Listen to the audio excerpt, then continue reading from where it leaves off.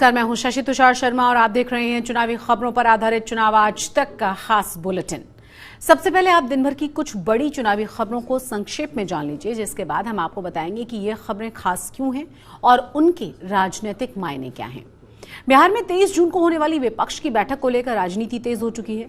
America में कांग्रेस के नेता राहुल गांधी के भारतीय लोकतंत्र पर दिए गए बयान को लेकर विदेश मंत्री एस जयशंकर ने करारा हमला बोला है।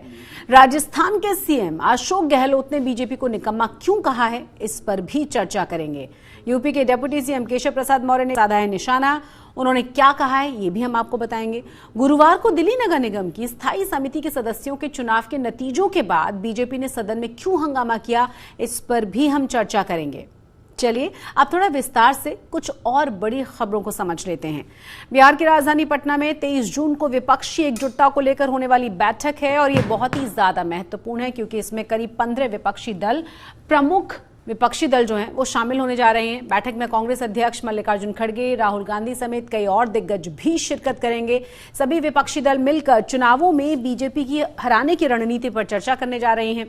बीजेपी बैठक को लेकर लगातार हमलावर है। वहीं विपक्ष का कहना यह है कि बीजेपी को आगामी चुनावों में हार का डर सता रहा है। तो चलिए इस बैठक को लेकर स्मृति ईरानी और तेजस्वी यादव ने क्या कहा है, दोनों के ही बयान सुनिए। जो एक दूसरे में सहारा ढूंढ रहे हैं, जो खुद अपने पैरों पर खड़े होने के लिए विफल हैं, वो जहां एकत्रित होने वाले हैं यतीन जी, वहीं पर तो 1750 करोड़ का एक पूरा का पूरा ढांचा पानी में बह गया। उनके अरमान भी 2024 में इसी प्रकार से बह जाएंगे, ये मेरा विश्वास है। वो तय पहले ही कर देते, चुनाव क्यों करा रहे? ये सब बेकार की बातें उनको कहने दीजिए ना। डरे हुए हैं 24 को लेकर के, उसलिए अभी समझ में नहीं आ रहा है क्या करें। और आप लोग सब लोग जान रहे हैं, अभी कर्नाटका हारे, उससे पहले हिमाचल प्रदेश हारे, आने वाला छत्तीसगढ़ हारेंगे, राजस्थान हारेंगे, मध्य प्रदेश हारेंगे, हरियाणा हारेंगे, दिल्ली हारेंगे, झारखंड हारेंगे। अभी चिंता करिए मत, अभी सब उनसे बात नहीं हो पाई, बाकी और सब लोग तो ही तो आप समझिए ना, लगभग 15 पार्टियां हैं और कांग्रेस पार्टी के सब और सभी पार्टी के, ऐसा कोई नहीं है कि कोई रिप्रेजेंटेटिव आ रहा है, जो आ रहा है लीडर आ रहे हैं। राहुल गांधी भी आ रहे हैं क्या सर? हाँ, तो कल बता ही ना दिया गया है, मल्लिकार्जुन खड़गे जो प्रेसिडेंट है वो भी, और राहुल गांधी। अमेरिका में कांग्रेस नेता राहुल गांधी के भारतीय लोकतंत्र पर दिए गए बयान को लेकर विदेश मंत्री एस जयशंकर ने करारा हमला बोला है। उन्होंने कहा कि देश की राजनीति को बाहर ले जाना गलत है। जयशंकर ने कहा है कि दुनिया देखती है कि भारत में चुनाव कैसे होते हैं। उन्होंने ये भी कहा कि राहुल गांधी जो भी कह ले, 2024 में क्या नतीजे आने वाले हैं ये सभी को पता है।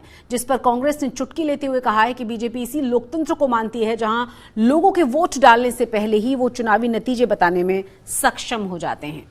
तो चलिए इस बारे में जयशंकर और साथी अधीर रंजन चौधरी ने क्या कहा है, दोनों के ही बयान सुनिए। देखिए, उनकी आदत है कि वो जब बाहर जाते हैं कि वो देश की आलोचना करते हैं, हमारी राजनीति के बारे में टिप्पणी करते हैं। तो जो आपका प्रश्न है कि दूसरों पे इसका क्या असर पड़ता है, अब दुनिया हमें देख रही है और दुनिया क्या देख रही? दुनिया देख रही है कि इस देश में चुनाव होते हैं, चुनाव में कभी एक पार्टी जीतती है, कभी दूसरी पार्टी जीतती। तो अगर देश में डेमोक्रेसी नहीं है तो ये ऐसा परिवर्तन तो आना नहीं चाहिए ना। हर चुनाव का रिजल्ट एक ही होना चाहिए। वैसे 24 का चुनाव रिजल्ट तो वही होगा, हमें पता है। हो सकता है कि वो हमें इलेक्शन कमीशन से उनके बातचीत हो रहे हैं जयशंकर जी की, इन्हें कैसे पता चलेगा कि कौन सा जीतेगा? यही डेमोक्रेसी इन लोगों को मानते हैं, इस तरीके की डेमोक्रेसी मानते हैं कि लोग वोट दान करने के पहले ही वो चुनावी नतीजा बोलने में सक्षम हो जाते हैं। यही जयशंकर जी की राय में डेमोक्रेसी है। खबरों में आगे बढ़ते हैं। चुनावी राज्य राजस्थान में बीजेपी और कांग्रेस में तनातनी की खबरें जारी हैं और आपको बता दें कि बीजेपी ने गहलोत सरकार पर कई बड़े आरोप लगाते हुए इन्हें पूरी तरह से विफल बता दिया है, जिन्हें अशोक गहलोत ने बेबुनियाद बताते हुए कहा है कि बीजेपी सिर्फ चुनावों को देखते हुए बेवजह आरोप लगाती रहती है। सिर्फ इतना ही नहीं, गहलोत ने विपक्ष को निकम्मा भी करार देते हुए कहा कि बीजेपी ने विपक्ष की भूमिका कभी ठीक से निभाई ही नहीं। चलिए सुना देते हैं आपको कि अशोक गहलोत ने इस पूरे मामले के बाद कहा क्या।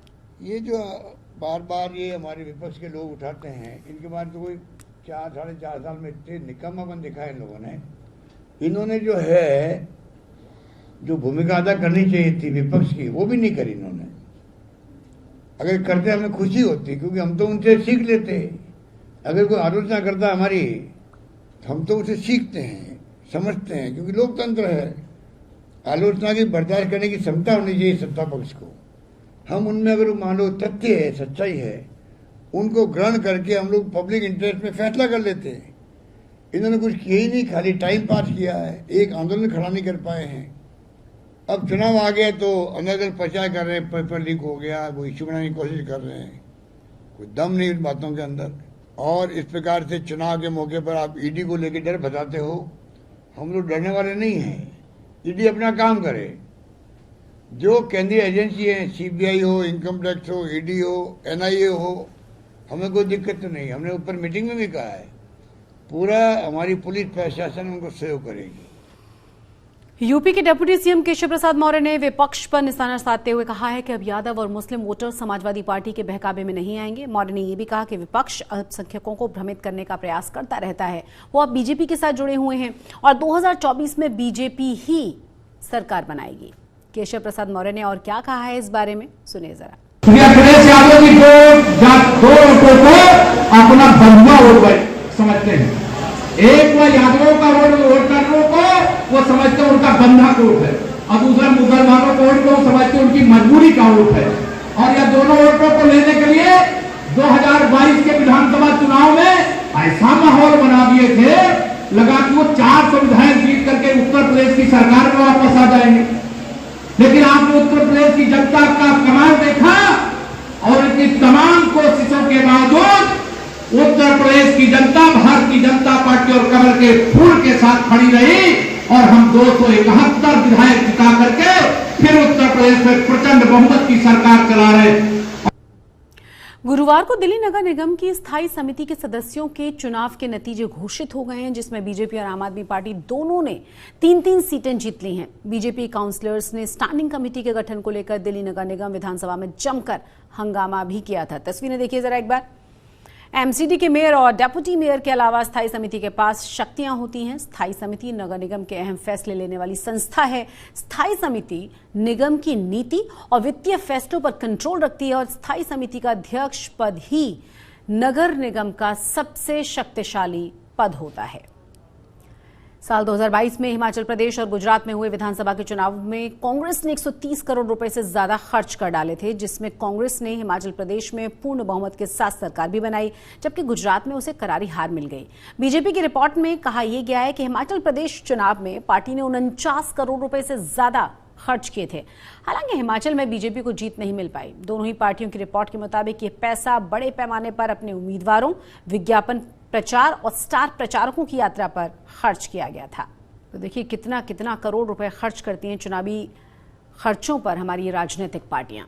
इसी के साथ चुनावी खबरों पर हमारी इस खास पेशकश में आज के लिए बस इतना ही, लेकिन चुनावी खबरों से जुड़ी हुई हर अपडेट के लिए आप जुड़े रहिए चुनाव आज तक के साथ। और अभी तक अगर आपने चैनल को सब्सक्राइब नहीं किया है तो चैनल को सब्सक्राइब करना न भूलें। नमस्कार।